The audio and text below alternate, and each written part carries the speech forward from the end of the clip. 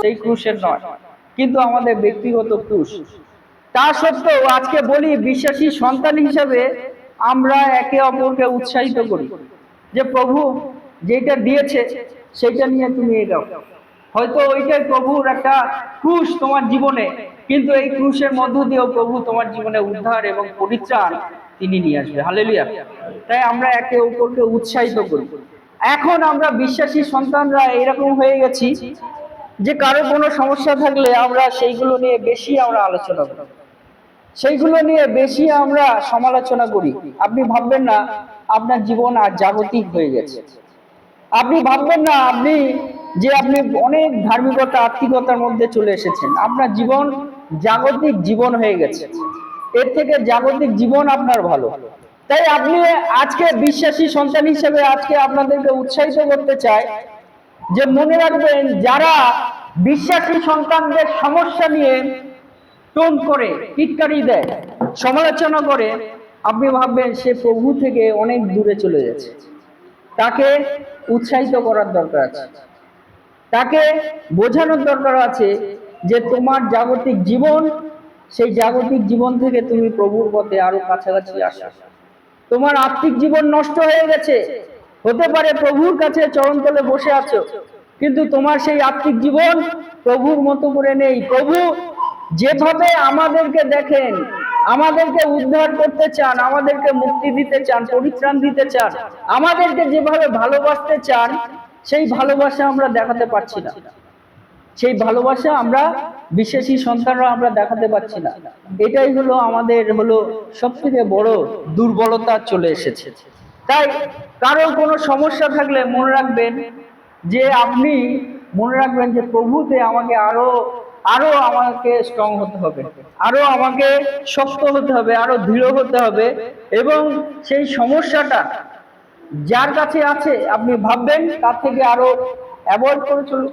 না হলে তাকে বোঝান যে আপনার জাগতিক জীবন কিন্তু প্রভুর পথে নেই। প্রভুর সন্তানদের কাজ হলো একে অপরকে উৎসাহিত করা। হালেলুয়া। প্রভুর সন্তানদের কি কাজ করা? আসল কাজ কি? একে অপরকে উৎসাহিত করা, প্রভুতে গড়ে তোলা, একে অপরে ঐক্যভাবে থাকা। হালেলুয়া। কিন্তু বিচ্ছেদ কে জন্মায়? বিচ্ছেদ জন্মায় শয়তান। হালেলুয়া। বিচ্ছেদ জন্মায় কে? শয়তান। আদম হাওয়া যখন এদেন উদ্যানে ছিল, খুব সুন্দরভাবে ছিল, কিন্তু বিচ্ছেদ কিভাবে জন্মাতে এসেছিল জানেন তো?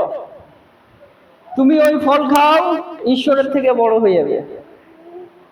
তুমি ওই ফল খাও, তুমি অনেক জ্ঞান প্রাপ্ত হইবে, ঈশ্বরের থেকেও তুমি জ্ঞান প্রাপ্ত হইবে। তাই শয়তানের কাজ হলো সবসময় বিচ্ছেদ ঘটানো। শয়তানের কাজ হলো আপনার মনে হিংসা ঢুকে দেওয়া। শয়তানের কাজ হলো আপনার জীবনে বিভিন্নভাবে বিচ্ছেদ মন তৈরি করে দেওয়া। কিন্তু প্রভুর কাজ হলো একত্রিত করা। হালেলুয়া। সেই জন্য প্রভু যিশু বলছে, আমি আসিয়াছি জীবন এবং উপচয় দিতে। আমেন। চোর আসে চুরি বধ বিনাশ করিতে, কিন্তু আমি আসিয়াছি জীবন এবং উপচয় দিতে। আমেন। যোহন 10:10 খুব সুন্দরভাবে প্রভু তিনি বলেছেন যে চোরের কাজ হলো বিনাশ করা। বিনাশ মানে কি? বিচ্ছেদ করে দেওয়া তো আপনার জীবন থেকে। চুরি করা মানে কি? আপনার জীবন থেকে সেটা কেড়ে নেওয়া তো। বধ করা মানে কি? আপনার জীবন থেকে সেটা সরিয়ে দেওয়া একেবারের জন্য। হ্যাঁ, এটা হলো শয়তানের কাজ। কিন্তু মনে রাখবেন যে প্রভু তিনি বারবার বলছেন যে আমাদেরকে জীবন দিতে তিনি এসেছেন। হালেলুয়া। তাই আমাদের উত্তম মেষপালকের কাজ কি? সংগ্রহ করা, আমাদেরকে একত্রিত করা। আমেন। আর সংগ্রহ যদি না করে সেটা বিচ্ছেদ, হারিয়ে ফেলার কাজ হয়, তারা কারা কাজ করবে সেই কাজ? শয়তানের কাজ। হালেলুয়া। মনে রাখবেন যে প্রভুর কাজ হলো উৎসাহিত করা। যারা আমরা বিশ্বাসী সন্তান, মনে রাখবেন যে আমাদের মধ্যে যদি এইরকম ভাবে টোন টিটকারি এইরকম জীবন থাকে, ভাববেন সে আর প্রভুর সন্তান নেই, সে পুরোপুরি জাগতিক সন্তান, শয়তানের দ্বারা পরিচালিত হয়। হালেলুয়া। তাই আমাদের মনে রাখবেন যে ঈশ্বর দ্বারা যে পরিচালিত হয় সে সংগ্রহ করে। প্রভুর কাজ হলো সংগ্রহ করা। প্রভু যিশু বলছে, আমি যেমন তোমরা আমার মতো হও। হালেলুয়া। সেই জন্য প্রভু তিনি আমাদেরকে বলেন, 1 Corinthians 3:17 যে আমাদেরকে সেই দর্পণের মতো হতে হবে। হতে পারে আজকে এইরকম ছোট্ট একটা আয়না আছে, আমাদের প্রভু হলো সব থেকে বড় আয়না, আমাদেরকে আস্তে আস্তে বড় আয়নাতে এগাতে হবে। হালেলুয়া। এটাই হলো প্রভু, তিনি বলছেন যে এই মধ্য দিয়ে যে তোমরা সেই দর্পণের ন্যায় আমার রূপে তোমরা স্বরূপান্তরিত হও। হালেলুয়া। তো প্রভুর কাজ হলো, প্রভু যেমন তিনি সকলকে ভালোবেসেছেন সেইভাবে আমাদেরকে ভালোবাসা।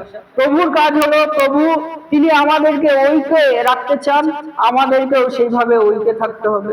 প্রভুর কাজ হলো তিনি আমাদেরকে বাঁচাতে চান, জীবন দিতে চান, আমাদেরকে অন্যকেও বাঁচাতে হবে, জীবন দিতে হবে। কিন্তু তার থেকে জীবন কেড়ে নেওয়া কি আমাদের কাজ আছে? কাজ নেই। তাই আজকে মনে রাখবেন যে প্রভু আমাদেরকে যে বিষয় বলছেন, তিনি উত্তম মেষপালক, তিনি সংগ্রহ করেন, তিনি একত্রিত করেন, সেইভাবে আমাদেরকে একত্রিত হতে হবে। কিন্তু মনে রাখবেন, হতে পারে সে যতই বড় প্রভুর দাস, বাইবেল নিয়ে যতই কিছু করছে, কিন্তু তার মধ্যে যদি থাকে কোন রকম ভাবে ঈশ্বর বিরোধী বিষয়, মানুষের মনকে নষ্ট করার বিষয়, ভাববেন সে আর প্রভুর লোক হতে পারে না কখনো। প্রভু আস্তে আস্তে প্রভু থেকে সে দূরে গেছে। হতে পারে আপনার খুবই কাছে প্রিয় লোক আপনার মনকে নষ্ট করে দিচ্ছে, মনে রাখবেন সে প্রভুর লোক হতে পারে না। প্রভুর লোক কারোর মনকে নষ্ট করে না, প্রভুর লোক কারোর মনকে চুরি করে না, প্রভুর লোক কারোর মনকে খারাপ করে না, প্রভুর লোক কারোর মনকে ভেঙে ভেঙে দেয় না। কিন্তু প্রভুর লোক একত্রিত করে, গড়ে, তৈরি করে, ভালোবাসে এবং বৃদ্ধি করে। হালেলুয়া। কারণ প্রভুর কাজই হলো বৃদ্ধি করা, প্রভুর কাজই হলো সংগ্রহ করা। অনেকে ব্যক্তিগতভাবে হতে পারে ঈশ্বর বাক্য ব্যবহার করতে পারে, কিন্তু মনে রাখবেন ঈশ্বরের বাক্য ব্যক্তিগতভাবে ব্যবহার করার নয়। ঈশ্বরের বাক্য আমাদেরকে সার্বিকভাবে আমাদেরকে গড়ার কাজ। হালেলুয়া। সার্বিকভাবে আমাদেরকে ঐক্য আনার কাজ, সার্বিকভাবে আমাদেরকে ভালোবাসার কাজ। হালেলুয়া। তাই প্রভু আমাদেরকে বলছে যে আমাদেরকে কি করতে হবে? মনে রাখতে হবে আমাদের যে ক্রুশ আছে, সেই ক্রুশটাকে আমাদের চিনতে হবে। হতে পারে আজকে আপনার জীবনের সব থেকে বড় একটা সমস্যার মধ্যে দিয়ে চলছেন, ভাববেন ওইটা আপনার ক্রুশ, আর প্রভু ওই ক্রুশটা আপনাকে বহন করতে বলছে। হালেলুয়া। কিন্তু এই মধ্যে দিয়ে আপনার পরিত্রাণ নষ্ট হবে না, এই মধ্যে দিয়ে আপনার উদ্ধার নষ্ট হবে না। হতে পারে অনেক সময় আমরা প্রভুতে আমরা বিশ্বাস করছি, আমাদের এই সমস্যাটা নিয়ে চলছি, প্রভুর কাছে আমরা কি পরিত্রাণ পাবো? আমরা কি উদ্ধার পাবো? আমরা কি মুক্তি পাবো প্রভুর? এরকম আমাদের হতে পারে। কিন্তু মনে রাখবেন যে প্রভুকে শুধু আমরা বিশ্বাস করলে, তাকে সম্পূর্ণ হৃদয় দিয়ে আমরা আমাদের জীবনকে তার কাছে সমর্পণ করলে তিনি আপনাকে উদ্ধার দেবেনই। হালেলুয়া। আজকে হতে পারে অনেকে যে বিশ্বাস করে আছে, কিন্তু সেই জীবনেও এরকম ঘটনা আপনাদের বলেছি যে মনে ভূত হয়ে মন্দ আত্মা হয়ে গেছে প্রভুকে বিশ্বাস না করার ফলে। তাই বিশ্বাসটা আমাদের সব থেকে একটা শস্যের দানার মতো, ওই দানাটাকে সুন্দর করে সাজিয়ে রাখতে হবে আমাদের হৃদয়ে। হালেলুয়া। ওই দানাটাকে সঙ্গে সঙ্গে ফেলে দিলে হবে না। অনেক সময় পকেটের কোলে ভিতরে যদি আমরা ছোট দানাটা রাখি, অনেক সময় আমরা খেয়াল করতে পারি না। ওই দানাটাকেই আমাদেরকে পালন করতে হবে, প্রভুর প্রতি বিশ্বাস। হালেলুয়া। তাই প্রভু আমাদেরকে বলছে যে মেষ পালকের কাজ হলো সংগ্রহ করা। প্রভু আমাদেরকে সংগ্রহ করছে, আমাদের প্রত্যেক বিশ্বাসী সন্তানদেরকেও একে অপরকে সংগ্রহ করতে হবে। কিভাবে? ভালোবাসার দ্বারা। প্রভু বলছে যে ভালোবাসা, যে প্রেম, সেইটা হলো প্রভুকে আমরা যেন প্রেম করি এবং আমাদের প্রতিবাসীকেও যেন আমরা প্রেম করি। হালেলুয়া। এবং সেই সঙ্গে সঙ্গে নিজেকেও প্রেম করতে হবে, কিন্তু সেই প্রেমটা যেন আমি হিংসার মধ্য দিয়ে প্রকাশ না করি, সেই প্রেমটা আমি যেন কারোকে নিচু করার মধ্য দিয়ে প্রকাশ না করি, কিন্তু সেই প্রেমটা যেন আমি গড়ার মধ্য দিয়ে, প্রত্যেককে বৃদ্ধি করার মধ্য দিয়ে আমি প্রকাশ করি। হালেলুয়া। প্রভু কিন্তু সেই বিষয়ে আমাদেরকে আজকে বলেন যে মেষ পালক হিসেবে। এবং আমরা যদি দেখি এইখানে বলছে সংগ্রহ তিনি করবেন, এবং সেই সঙ্গে